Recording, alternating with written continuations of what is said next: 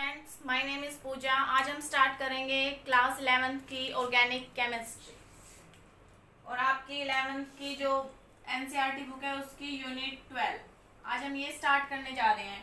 Chapter का नाम है some basic principles and techniques. As the name indicate organic. अब ऐसे क्या नीड पड़ी कि हम ऑर्गेनिक केमिस्ट्री को स्पेशल एक अलग ब्रांच में पढ़ने की हमें जरूरत पड़ी है। ऑर्गेनिक केमिस्ट्री में मेनली हम क्या पढ़ते हैं, ये सब आप सबको पता है कि कार्बन की हम मेनली स्टडी करते हैं। फिर हम कार्बन की क्यों स्टडी करते हैं? अगर पीरियोडिक टेबल में देखें तो BCNOF ये 13th ग्रुप होता है बोरोन वाला। कार्बन आता है 14th ग्रुप में। किस में आता है? 14th ग्रुप में आता है हमारे पास carbon.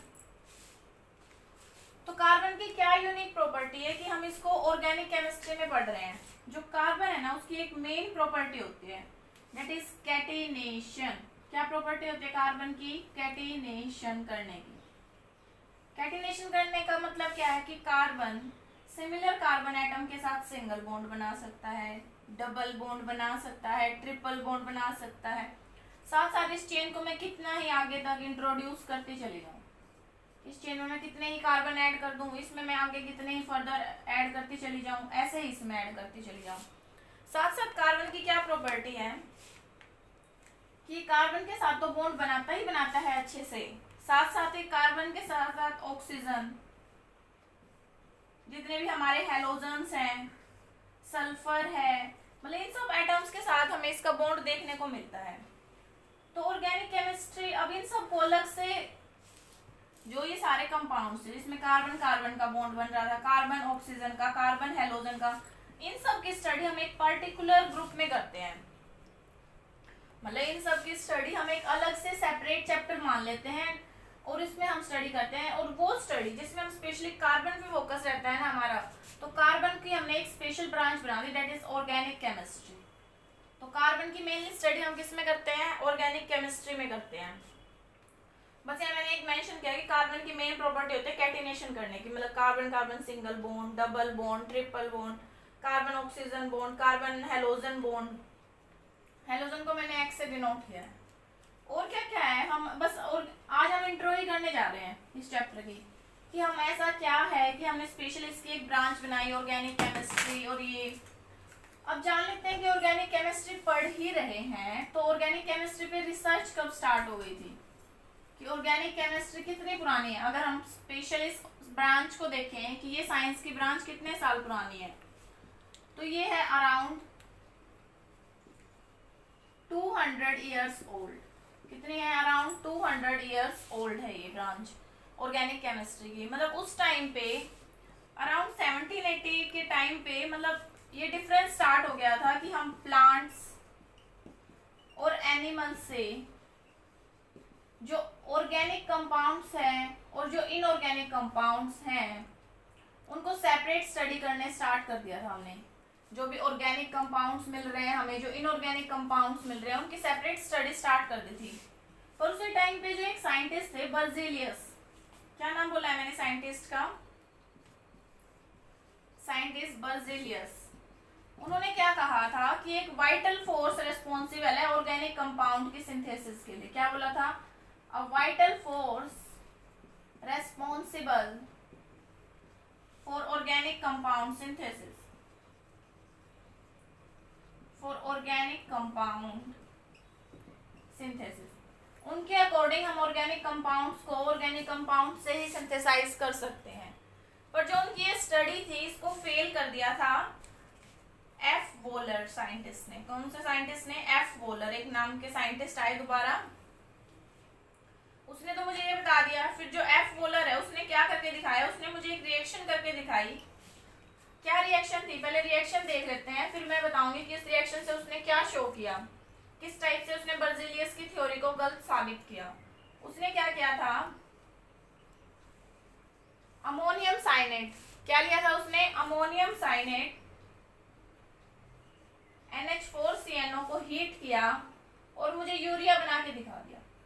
NH2C double bond O NH2। क्या किया? अमोनियम साइनेट से अमोनियम साइनेट से उसने यूरिया, और यूरिया क्या है, एक ऑर्गेनिक कंपाउंड है, और बल्कि अमोनियम साइनेट क्या है, एक इनऑर्गेनिक कंपाउंड है। कहने का मतलब क्या है कि इसने इनऑर्गेनिक कंपाउंड से एक ऑर्गेनिक कंपाउंड की सिंथेसिस कर दी। तो इसका मतलब तो बर्जीलियस साइंटिस्ट स्ट्रॉन्ग साबित हो गया। उसने तो कहा था कि हम एक वाइटल फोर्स रिस्पॉन्सिबल है कि ऑर्गेनिक सिंथेसिस करने के लिए, उसी के बेस पे हम ऑर्गेनिक सिंथेसिस कर सकते हैं, अदरवाइज नहीं। पर एफ वोलर ने क्या दिखा दिया हमें कि अमोनियम साइनेट से यूरिया बना के दिखा दिया। इस टाइप से ये स्टडी स्टार्ट हुई, मतलब ऑर्गेनिक केमिस्ट्री की फर्दर रिसर्च होती रही और ऑर्गेनिक कंपाउंड्स को हम एक अलग कैटेगरी में डिवाइड करते गए। आज हमारा मेन टॉपिक क्या है कि हम कार्बन के बारे में जानेंगे। जो ऑर्गेनिक केमिस्ट्री होती क्या है, मेनली इसी की स्टडी करेंगे आज हम। अब मैंने आपको कार्बन बताया था, कार्बन का टेट्रावैलेंट नेचर होता है। क्या नेचर होता है कार्बन का? Tetravalent nature. कार्बन टेट्रावैलेंसी रखता है, ये आपने हाइब्रिडाइजेशन में भी पढ़ा होगा। और ये बात हमें किसने बताई थी? वॉन्ट ऑफ, जो साइंटिस्ट थे वॉन्ट ऑफ, उसने हमें ये बात बताई थी कि कार्बन का टेट्रावैलेंट नेचर होता है। अब टेट्रावैलेंट नेचर का मतलब क्या है कि कार्बन की 4 वैलेंसी होती है। कितनी वैलेंसी होती है कार्बन की? 4। मतलब कार्बन 4 सिग्मा बॉन्ड बना सकता है। इसकी टेंडेंसी होती है 4 सिग्मा बॉन्ड बनाने की। अब हम ऑर्गेनिक केमिस्ट्री में पढ़ रहे हैं, तो मैंने बताया आपको कि हम कार्बन कार्बन सिंगल बॉन्ड पढ़ेंगे। हम क्या पढ़ेंगे? सिंगल बॉन्ड पढ़ेंगे। अब इस सबको अलग से आपको दिखा देती हूँ एक बार। हम क्या पढ़ने जा रहे हैं? Carbon carbon single bond. Single bond की ऐसे मैं नोटेशन दे रही हूँ। अब क्या पढ़ेंगे हम? Double bond. इस चैप्टर में जो हमारे पास बॉन्ड लिंकेज आएगी, डबल बॉन्ड की आएगी, ट्रिपल बॉन्ड आएगी। पहले इन तीनों में डिफरेंस देख लेते हैं। ट्रिपल बॉन्ड, हाइब्रिडाइजेशन आप पढ़ चुके हैं। हाइब्रिडाइजेशन के बेसिस पे हम ज्योमेट्री डिसाइड करते हैं कि हमारी क्या ज्योमेट्री होगी। जो भी हमारे पास स्ट्रक्चर दे रखा है उसकी sp2 होगी, हाइब्रिडाइजेशन sp3 होगी, sp होगी, फिर ट्रायंगल प्लेनर होगी, टेट्राहेड्रल होगी। इस टाइप से हम डिसाइड करते हैं। अब सिंगल बॉन्ड है तो हाइब्रिडाइजेशन होती है sp3। क्या होती है? sp3। डबल बॉन्ड है तो डबल से याद रख सकते हैं कि sp2, 2 और अदरवाइज निकाल भी सकते हैं। ये मैं आपको हाइब्रिडाइजेशन में अच्छे से कराऊंगी। ट्रिपल बॉन्ड sp3 जब हमारी हाइब्रिडाइजेशन होती है तो हमारी ज्योमेट्री क्या होती है? टेट्राहेड्रल। क्या ज्योमेट्री होती है हमारी? टेट्राहेड्रल। sp2 होती है तो क्या होती है? Trigonal planar. क्या होती है? Trigonal planar. जब हमारी sp ज्योमेट्री होती है तो हमारा क्या होता है? लीनियर। निकाल के देख लेते हैं। अब मैंने जैसे यहाँ पे लिया CH4। कैसे निकालते हैं? कार्बन की कितनी वैलेंसी है? 4। 1 2 3 4। ऐसे देख लो, 6 एटॉमिक नंबर होता है कार्बन का। पहली शेल में 2 जाएंगे, लास्ट में कितने बचे? 4।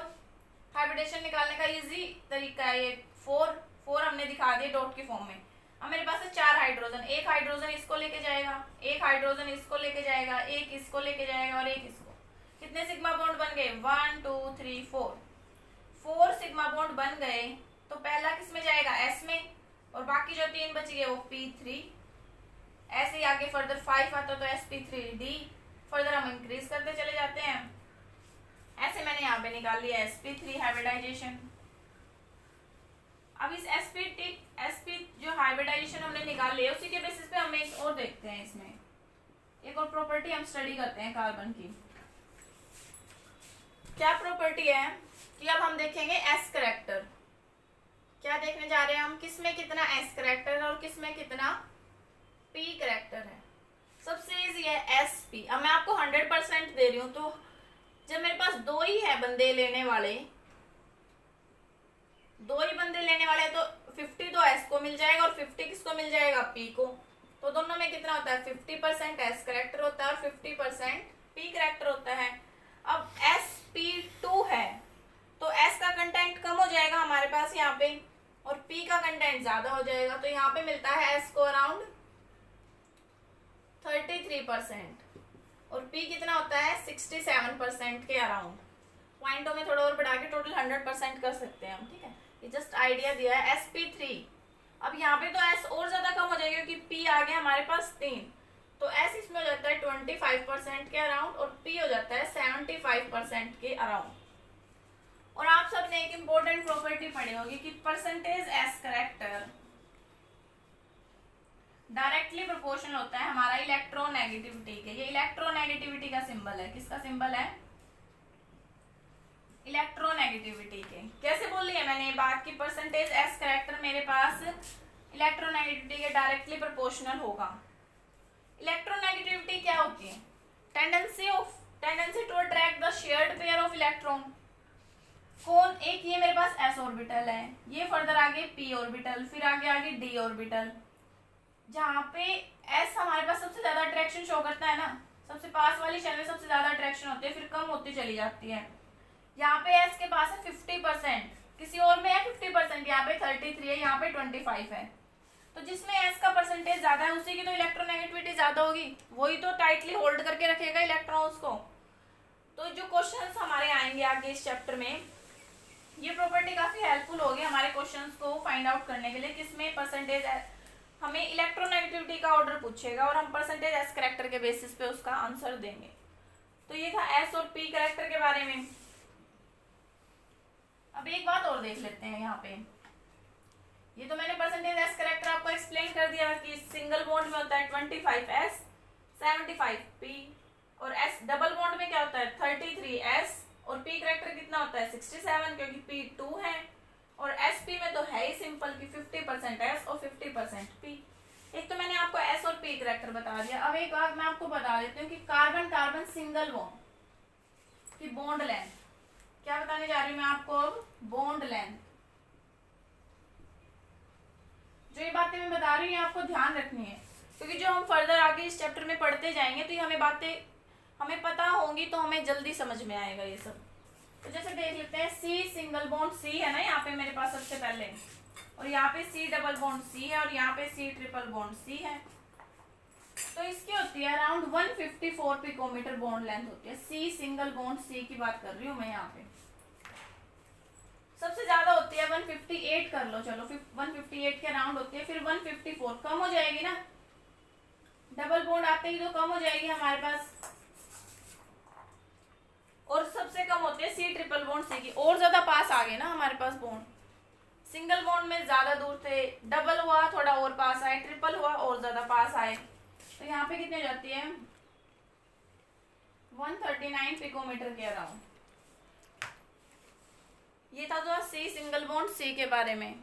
ये हमने जानी C सिंगल बॉन्ड C की बॉन्ड लेंथ, तो मैंने आपको बता दी। अब जब यहाँ पे मेरे पास कार्बन है, मैं यहाँ पे हाइड्रोजन भी अटैच करूंगी, तो अब CH बॉन्ड डिफरेंस जो होता है ना वो ज्यादा नहीं देखने को मिलता है हमें। क्या नहीं देखने को मिलता है? CH bond length.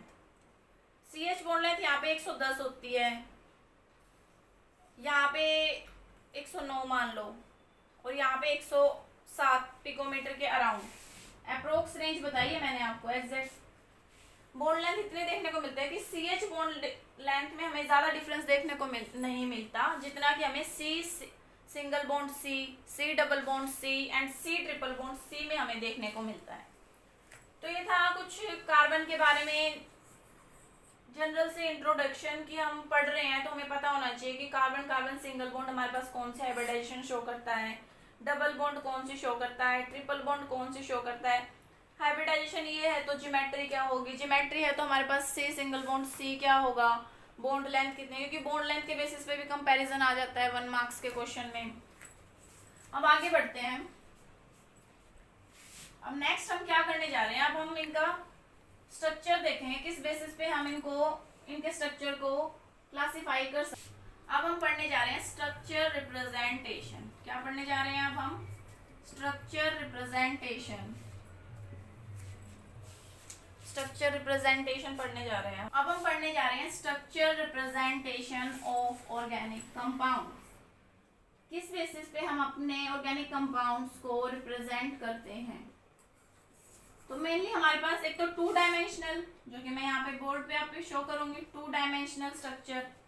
एक होता है हमारे पास 3 डायमेंशनल रिप्रेजेंटेशन। क्या होती है?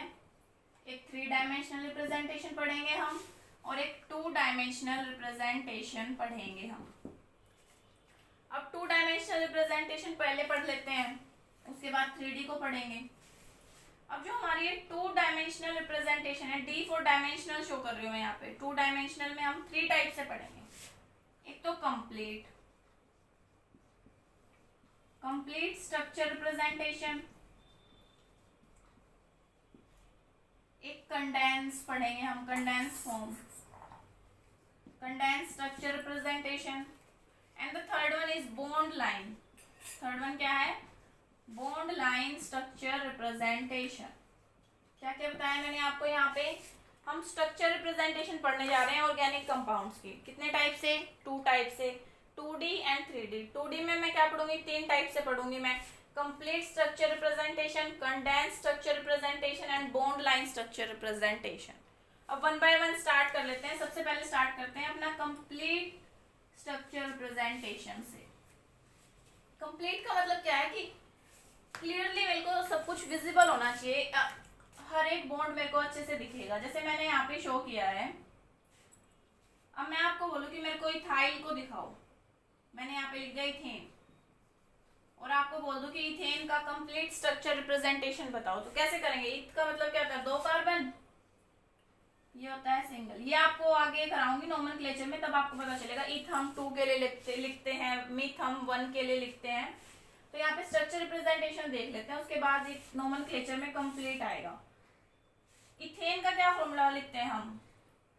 CH3, यही तो लिखते हैं ना हम। C सिंगल बॉन्ड C, ये हो गया मेरे पास 2 कार्बन के लिए मैंने C लिख दिया। ये हो गया 1 कार्बन, ये हो गया 2 कार्बन। 2 कार्बन के लिए हम लिखते हैं इथ, और एन लगाते हैं हम सिंगल बॉन्ड के लिए। कार्बन की वैलेंसी कितनी होती है? 4 वैलेंसी होती है ना कार्बन की। एक तो यहाँ पे आ गई, 1 हाइड्रोजन, 2 हाइड्रोजन और ये 4 वैलेंसी पूरी हो गई है कार्बन की। ऐसे यहाँ पे 4 पूरी करेंगे, 1 हाइड्रोजन, 2 हाइड्रोजन और ये हो गया 3 हाइड्रोजन। तो ये हो गया कंप्लीट स्ट्रक्चर रिप्रेजेंटेशन। इस टाइप से मैं कुछ भी मॉलिक्यूल आपको दे दूं, मैं कह दूं आपको प्रोपीन की दिखाओ कि प्रोपीन के स्ट्रक्चर रिप्रेजेंट, प्रोप हम यूज करते हैं 3 कार्बन के लिए, तो मैं यहाँ पे दिखा देती हूँ प्रोपीन की। अब पहले 3 कार्बन लिखते हैं, लिखने का तरीका होता है पहले 3 कार्बन लिखो, अब कार्बन की वैलेंसी पूरी कर दो, 1 2 और ये 3 और ये 4। कहने का मतलब क्या है, ये सब मैं आपको सिखाऊंगी मेथिक प्रोप तो। पर अभी आपको क्या देखना है कि अगर इस टाइप से कोई स्ट्रक्चर लिखा हुआ है, प्रोपीन बोला ना मैंने, डबल बॉन्ड तो आएगा।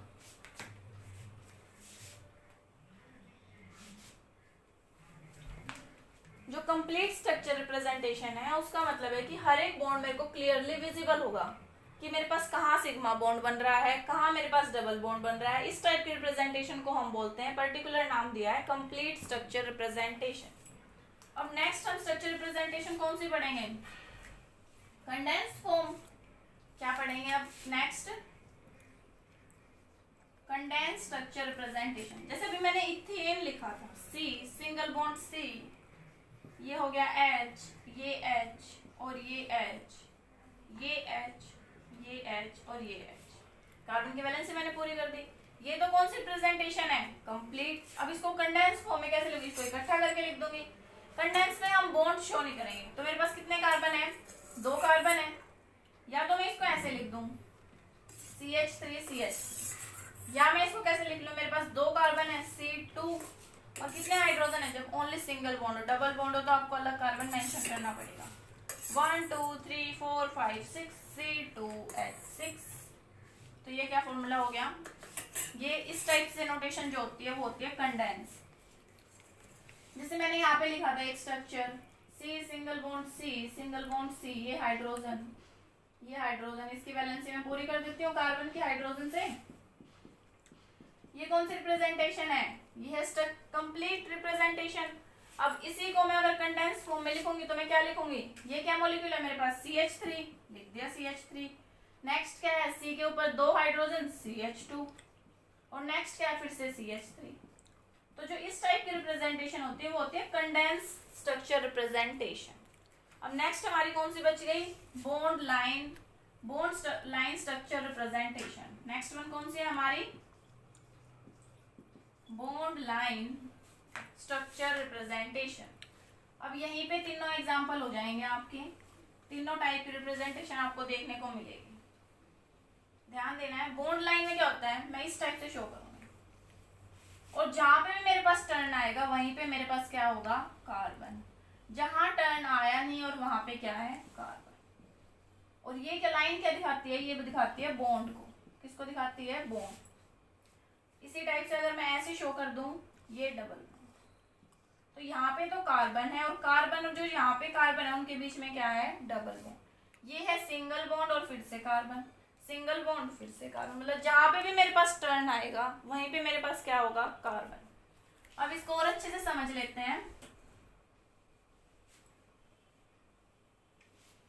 ध्यान देना है, मैंने लिखा था प्रोपेन CH3 कार्बन की चेन में लेके चल रही हूँ, मैंने कार्बन की वैलेंसी पूरी कर दी, ये मैंने पूरी कर दी यहाँ पे वैलेंसी कार्बन की। ये कौन सी किस टाइप से स्ट्रक्चर रिप्रेजेंटेशन है, ये है हमारी कंप्लीट स्ट्रक्चर रिप्रेजेंटेशन। इसी को अगर मैं कंडेंस फॉर्म में लिखूंगी तो क्या लिखूंगी, CH3 CH2 CH3, ये होगी मेरे पास कंडेंस फॉर्म। कौन सी फॉर्म होगी मेरे पास, ये कंडेंस। और ये वाली कौन सी है मेरे पास, ये है कंप्लीट। ये कौन सी फॉर्म है, कंप्लीट। अब बॉन्ड लाइन में मैं कैसे दिखाऊंगी, कोई नहीं, मेरे पास 3 कार्बन दिखाने हैं मेरे को, मैं ये ले लेती हूँ 1 कार्बन।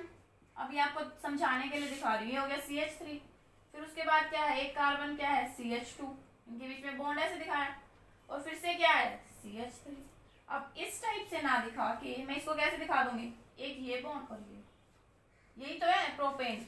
यहाँ पे कार्बन है 2 कार्बन और ये 3 कार्बन, ये 1 कार्बन, ये 2 कार्बन और ये 3 कार्बन, हो गया मेरे पास 3 कार्बन कंप्लीट।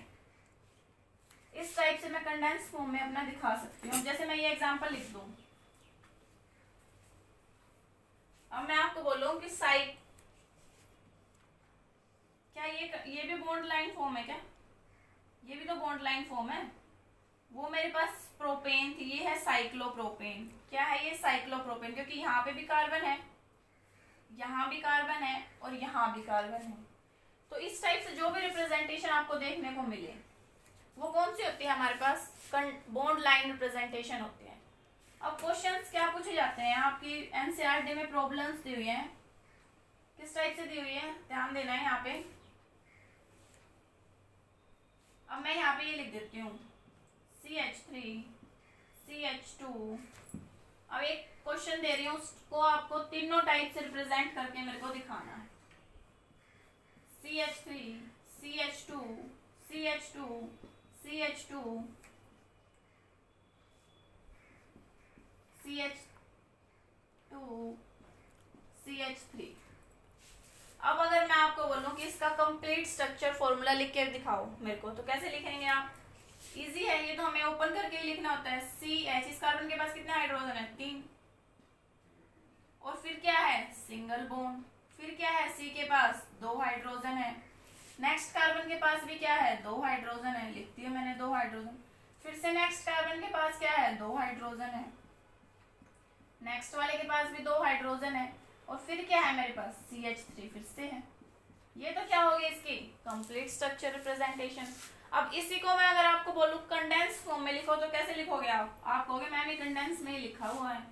नहीं, मैं इसको और भी टाइप से लिख सकती हूँ, क्योंकि मेरे पास यहाँ पे 1 2 3 4 CH2 है ना, तो मैं इनको ऐसे लिखूंगी 4, और ये आ गया CH3। ब्रैकेट लगाना, ये अंडरस्टूड है कि ये स्ट्रेट लाइन में ही है। क्या अंडरस्टूड है कि ये स्ट्रेट लाइन में ही हमारे पास रिप्रेजेंटेशन दी हुई है।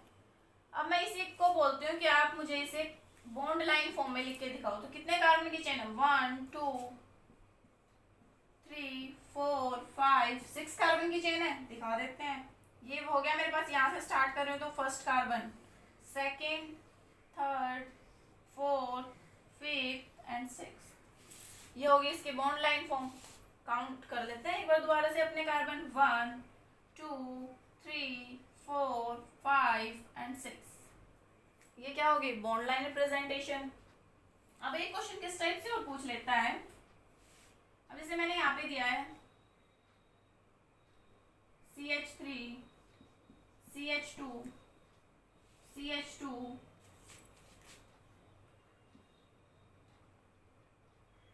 डबल बॉन्ड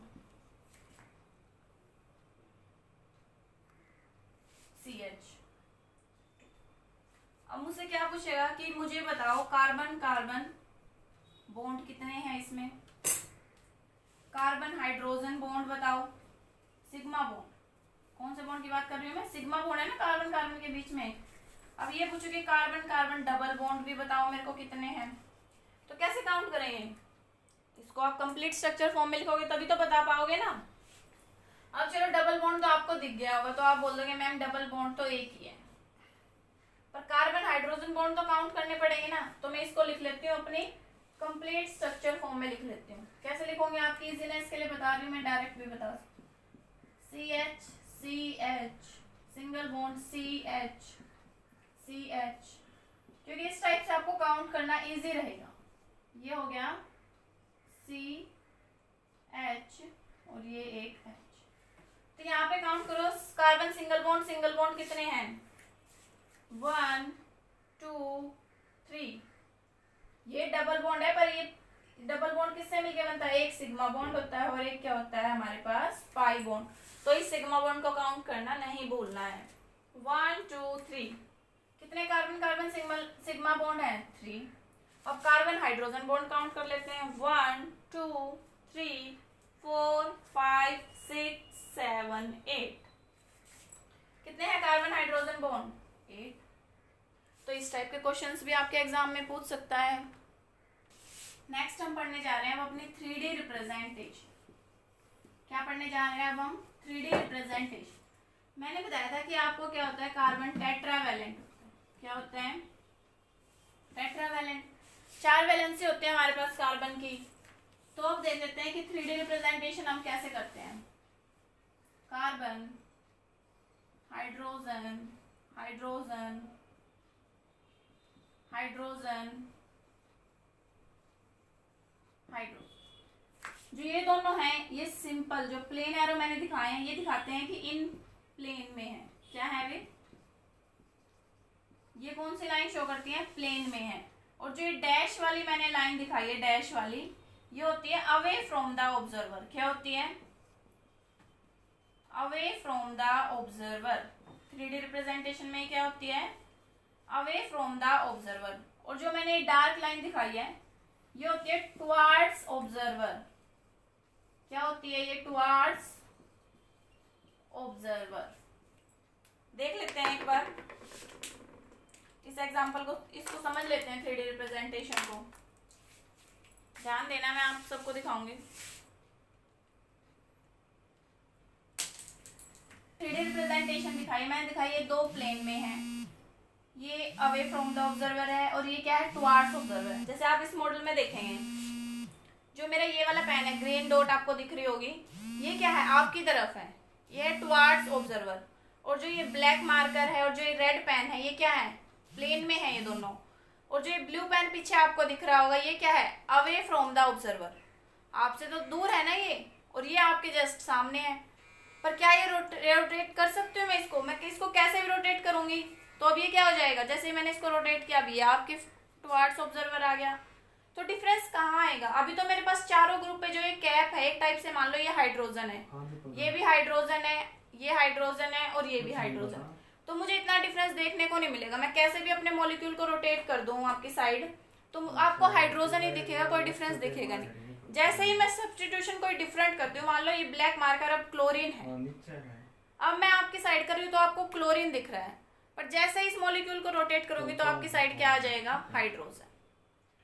तो ये थी 3D रिप्रेजेंटेशन जो हम शो करते हैं कि ये टुवार्ड्स ऑब्जर्वर होती है, एक अवे फ्रॉम द ऑब्जर्वर होती है और दो क्या होती है हमारे पास प्लेन में।